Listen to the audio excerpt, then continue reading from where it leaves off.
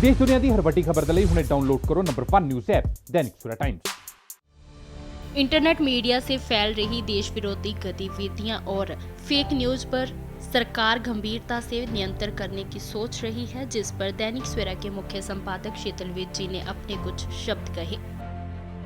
Internet media जैसे Twitter, WhatsApp, Facebook पर सरकार गंभीरता से नियंत्रण करने की सोच रही है। इसमें संबंधित कानूनों में संशोधन होगा और उपभोक्ताओं द्वारा इसके इस्तेमाल के अधिकारों को सुनिश्चित किया जाएगा। अब किसी आपत्तिजनक और भड़काऊ पोस्ट को हटाने के लिए सरकार के आदेश का तत्काल पालन करना पड़ेगा। असल में हाल ही में किसान आंदोलन के बारे में टूल किट के द्वारा दुष्प्रचार के जो प्रयास हुए, उसी ने ही इस सोच विचार को गंभीर रूप दे दिया।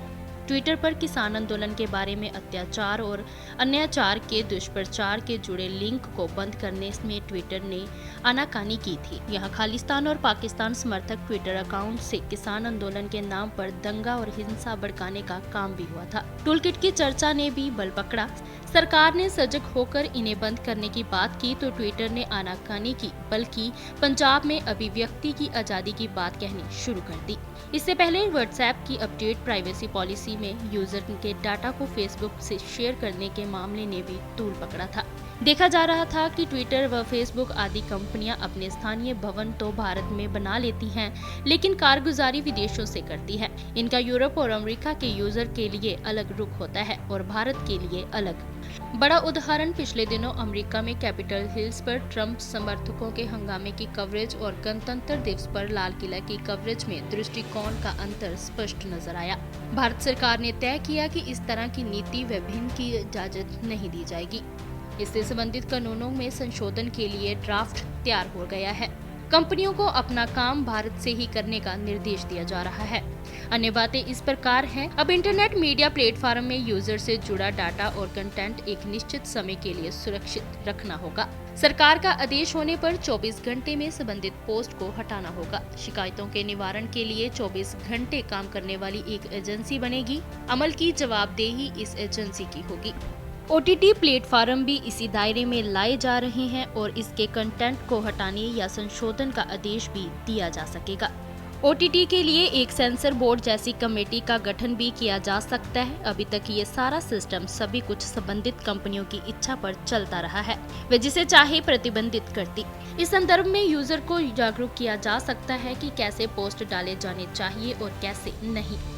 अगर यूजर नहीं मानता तो इंटरनेट मीडिया उसे ब्लॉक करेगा। इसके अलावा भारत में इंटरनेट मीडिया के विकास के अपने प्रयास भी किए जा रहे हैं।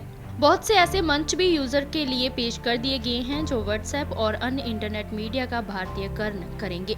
असल में इस कानून को पास करने की जरूरत यूं आई कि समझ आ रहा था कि इंटरनेट मीडिया के इस्तेमाल में अशांति फैलाने के लिए देश विरोधियों ने हाथ मिला लिए हैं।